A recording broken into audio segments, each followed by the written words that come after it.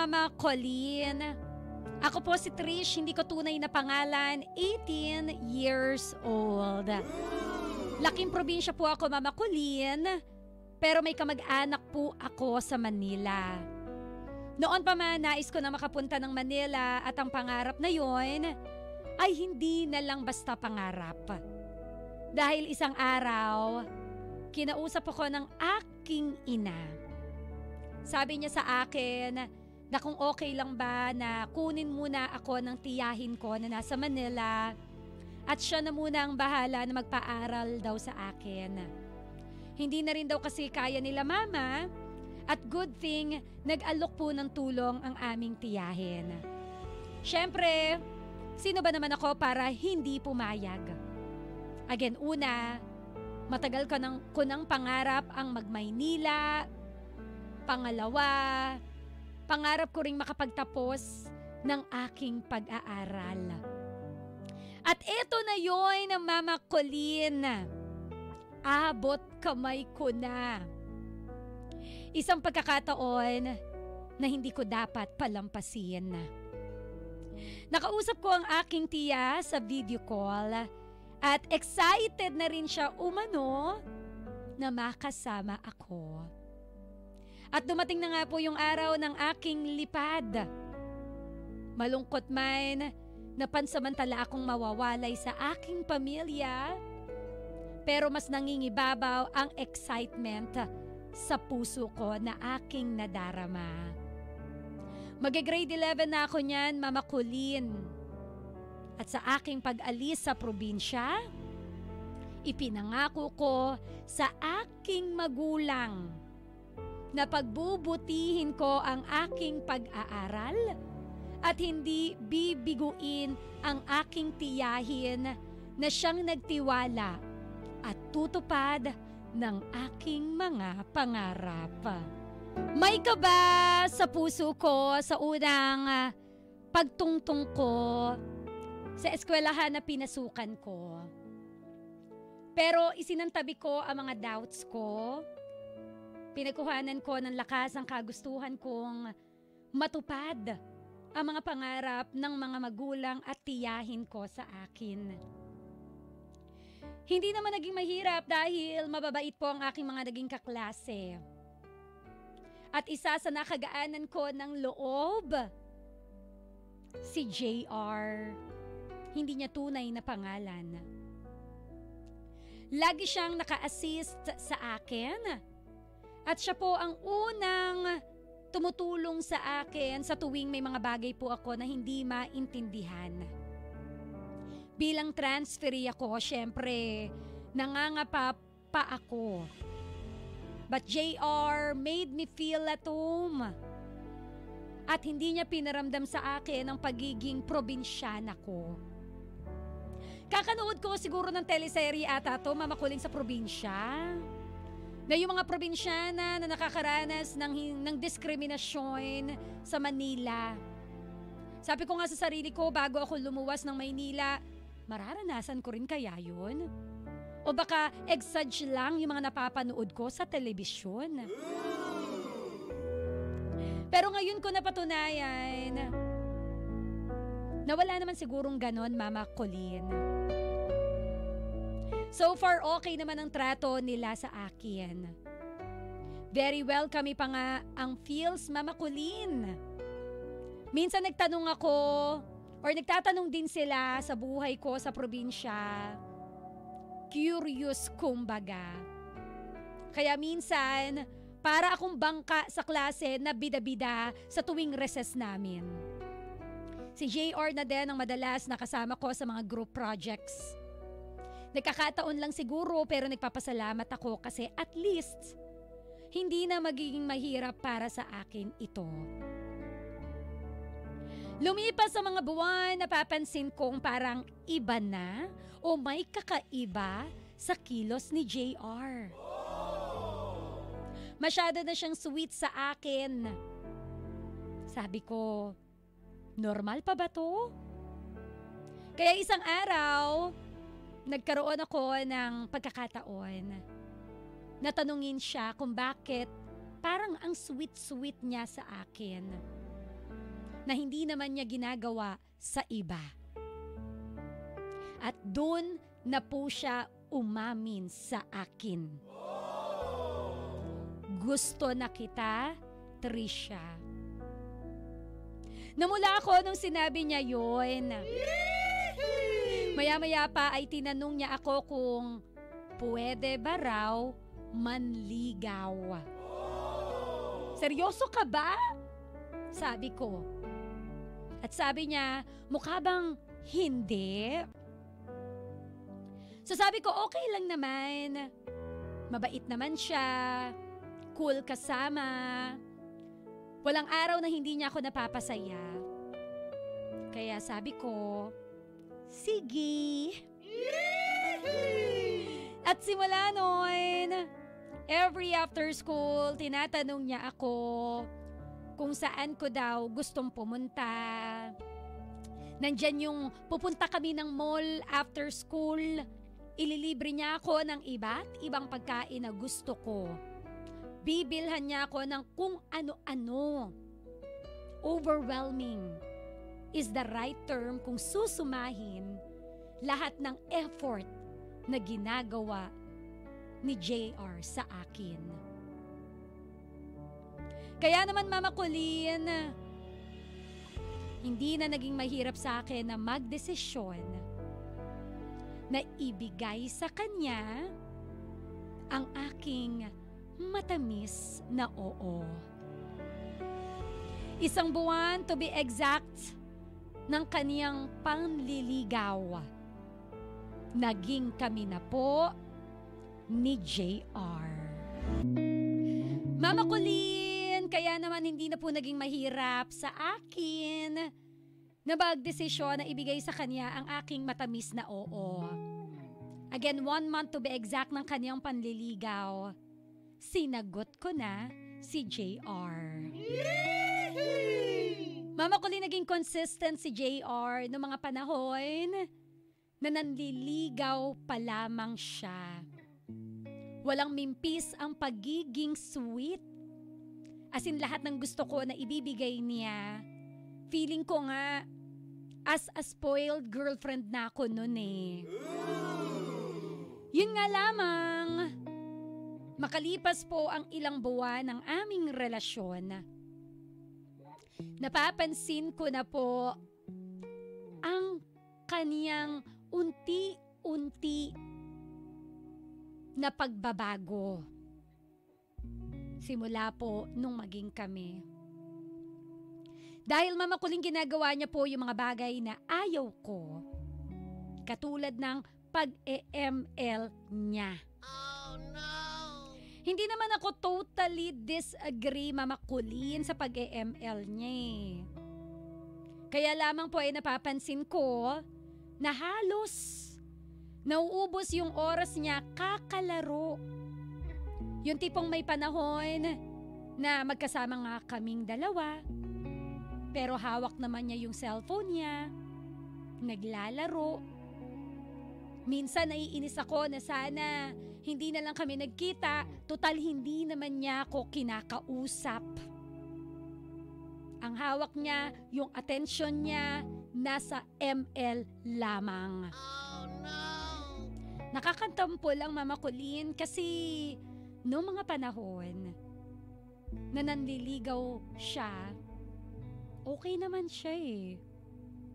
Pero ngayon na kami na, mas marami na siyang time sa ibang bagay kesa po sa akin. Tipong, ako po yung girlfriend oh. Pero sa akin pa siya nawawalan ng time. Dahil dyan, minsan ko na siyang pinapili kung ML ba o ako. Diyos ko, ML o ako. O diba, marami na naman ang nakaka-relate dyan. Mama Colleen, mababaw man para sa iba, pero mali ba ang humingi ng oras sa kaniya? Sa akin kasi, hindi kababawan yon, pero sa kada away namin, okay, nagkakabalikan din naman kami. Meron pang promise na magbabago na daw siya. Eto naman ako naniniwala, mas nadadagdagan pa yung mga issue ko sa kanya. Pero, alam mo yon, parang away batina ang aming eksena. Oh no! Minsan naman, napansin ko na rin yung pagkakaiba ng chat niya sa akin noon kesa ngayon. Hindi na po kasing sweet tulad ng dati. I feel the coldness in him. Kaya naging madalas na po ang aming pag-aaway. Dagdag pa na minsan nag-aaway kami ng dahil sa selos, sa duda, pag-overthink ko raw. Napapansin ko na rin kasi yung pagiging close niya po sa ibang babae. Sorry to think, pero ganun din naman kasi kami nagsimula eh. From being friends, hanggang sa nabuo yung closeness, hanggang sa niligawan niya ako. Hindi sa pag-overthink, pero 'di ba? What if? Ang nakakainis pa kapag sinasabi ko sa kanya na nagseselos ako. Hinahayaan niya lang ako. O in short, parang wala siyang pake. Opo, Mama Kulin, nilelegal niya nga ako sa ibang tao. Kumbaga, pinapakilala niya ako bilang girlfriend niya. Pero hindi ko pa rin talaga mapigilan yung sarili ko na hindi magselos. Kasi po, sobrang clingy niya nga po sa ibang babae. Kaya ayun po, palagi na lang pong nauuwi sa hiwalayan sa tuwing hindi kami nagkakaintindihan. Laging ganun ang aming eksena, tapos magka-comeback uli. Pero mas madalas na nangyayari na kaya lang naman kami nagkakabalikan dahil sa mga efforts ko. Ako ang laging gumagawa ng paraan na magkabalikan kami. In short, ako ang laging naghahabol. Yes, Mama Kulin. Minsan, tila ang baba na ng tingin ko sa aking sarili. Mahal ko eh. Ganun ata talaga. Kaya sorry naman. Yes, Mama Kulin. Naghahabol ang term. Palagi na lang ako naghahabol sa kanya. Sa tuwing nag-aaway kami, nagiging okay kami. Na minsan tila ang baba na po ng tingin ko sa aking sarili. Nung minsang nag-usap po kaming dalawa, sabi niya sa akin, napupuno na raw siya. Dahil daw lahat na lang daw ng ginagawa niya, palagi na lang daw bawal. Na kesyo nasasakal na daw or nakakasakal na daw yung ugali ko. Oh no! ML, pinagsesilosan ko. Barkada niya, pinagsesilosan ko. At marami pa siyang sinabi sa akin na nasaktan din naman ako.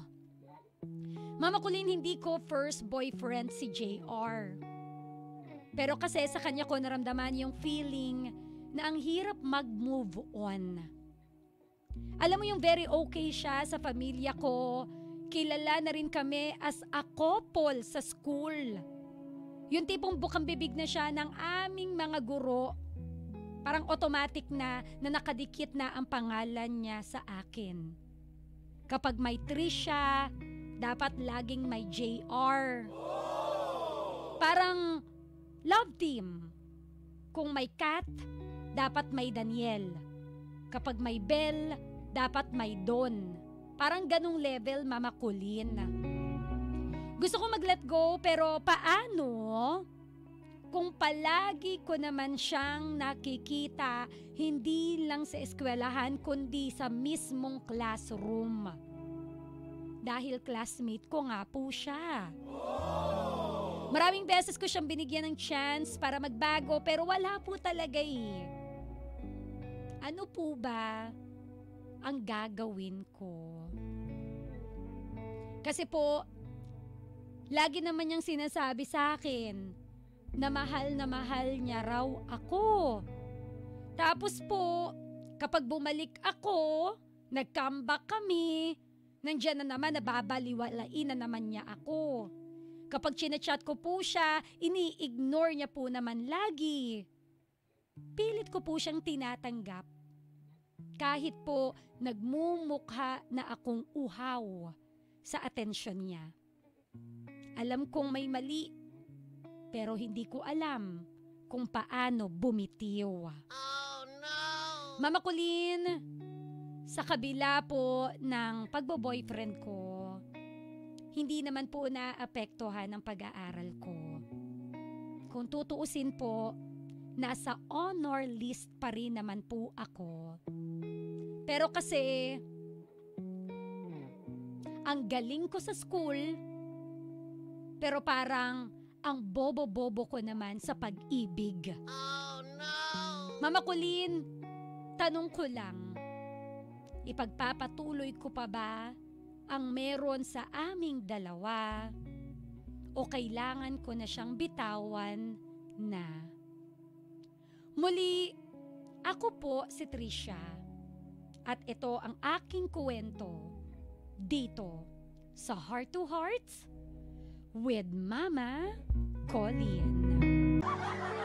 Alam mo, mababaw para sa iba na ano ba yan? Ang pinag-aawayan nyo lang, ML. Oh no! Ano ba yan? Napakababaw nyo naman. Ang bata-bata nyo pa, aral muna bago landi. Oh no! Alam mo, maaring mababaw para sa iba. Yes, it might be. Pero lagi po nating tatandaan that every feeling is valid. Hindi natin pwedeng i-invalidate yung nararamdaman ni Trisha ngayon as an 18-year-old lady. Lahat po tayo, dumaan tayo sa ganitong edad na ultimo little things ginagawa nating issue sa jowa natin. Kasi ito po yung mga edad na we are still discovering kung ano ba talaga yung real world. At ito rin yung mga edad na masyado pa rin tayong nakastick to the ideals. Diba? Yung ideals mo na dapat ganito yung jowa ko, dapat sumusunod siya sa akin, dapat ganito, ganyan, dapat. Diba? Ito yung mga edad na parang, ay hindi pala. Darating ka sa panahon na kung saan pag nag-mature ka na, nung 18 years old ako, hindi pala dapat i-big deal ito. What I really mean, ka-winner, bebe ko, let her. Let her na maramdaman yung nararamdaman niya ngayon. Kasi minsan din tayong napunta sa posisyon at nararamdaman niya ngayon. Let's not invalidate her feelings. Diba? So ngayon, Trisha,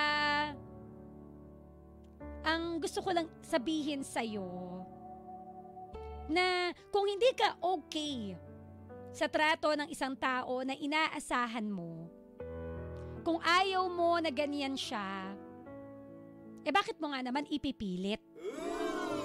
Naniniwala ako na tayo po may kanya-kanya tayong standards. 'Di ba? Meron tayong kanya-kanyang standards na ay ang gusto ko sa boyfriend yung may time sa akin. O kaya ang gusto ko sa boyfriend yung hindi masyadong clingy. Meron naman gusto ko sa boyfriend yung clingy. Agad iba-iba tayo ng standards. Magkakaiba tayo ng standards.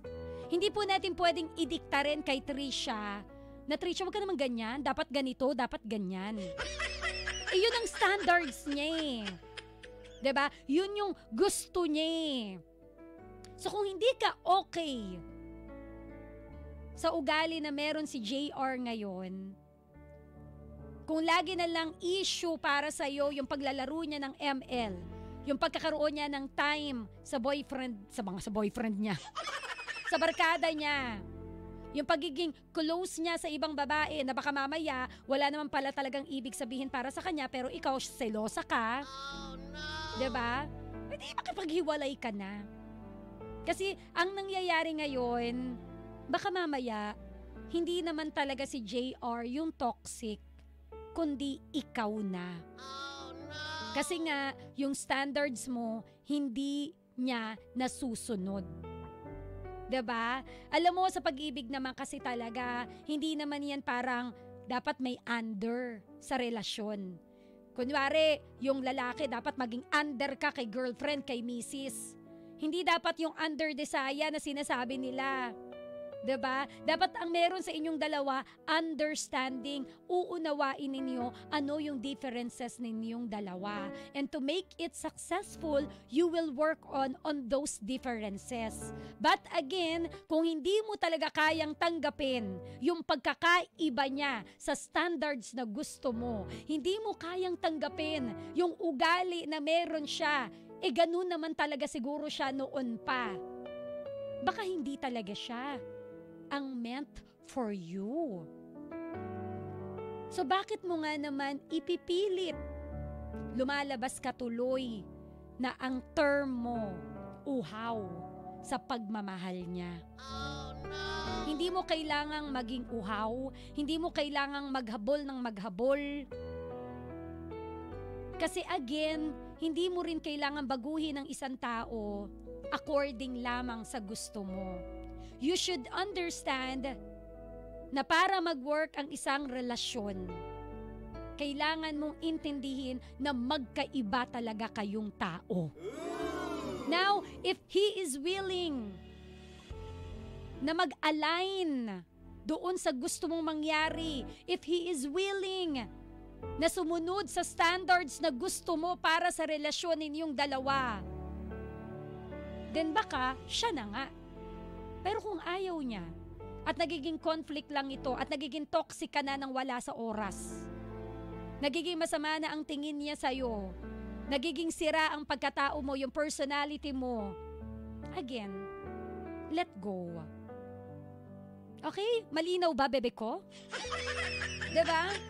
Ganun lang yun parang pag pinakain ka ng sardinas, bakit mo kakainin ng sardinas kung talagang ayaw mo? 'Di ba? Bakit ka kakain ng ampalaya kung talagang ayaw mo, napapaitan ka?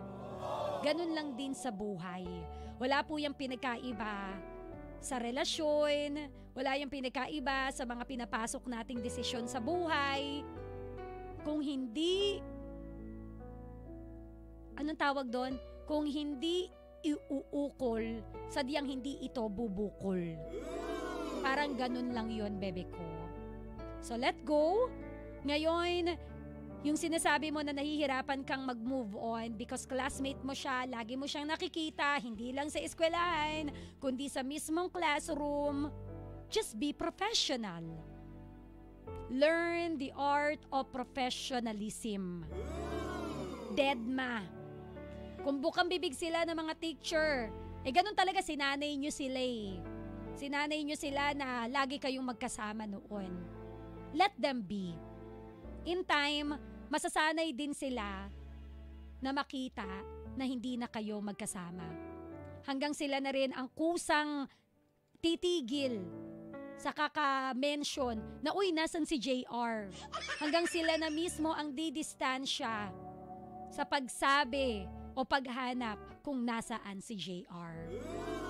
Kung nasanay sila na merong kayo noon, give them also time na masanay na wala na kayo ngayon. Ganun talaga, mahirap mag-move on. Ganun talaga, sadyang may mga kasanayan na mahirap bitawan. But in due time, magiging okay din naman yan. Huwag ka lang masyadong mag-overthink. Okay? So focus on your study. And wag mong hayaan talaga, very good ka na nasa honor list ka pa rin. Siguro sa ngayon, mag-focus ka na lang sa pag-aaral mo. Yung love life, darating at darating yan. Yung healing, magiging okay din yan. Yun ang sigurado si Mama Colleen. You will be okay. Just go through with the process. Just be professional. Matutuldukan din lahat ng yan. Alright? So once again, yan po ang kwento ni Trisha dito sa Heart to Heart with Mama Colleen. It is time for you to speak from your heart. Ikaw naman na makisawsaw, ikaw naman na makimema. Anong masasabi mo sa kwento ni Trisha dito sa Heart to Heart with Mama Colleen? 0977 7000 915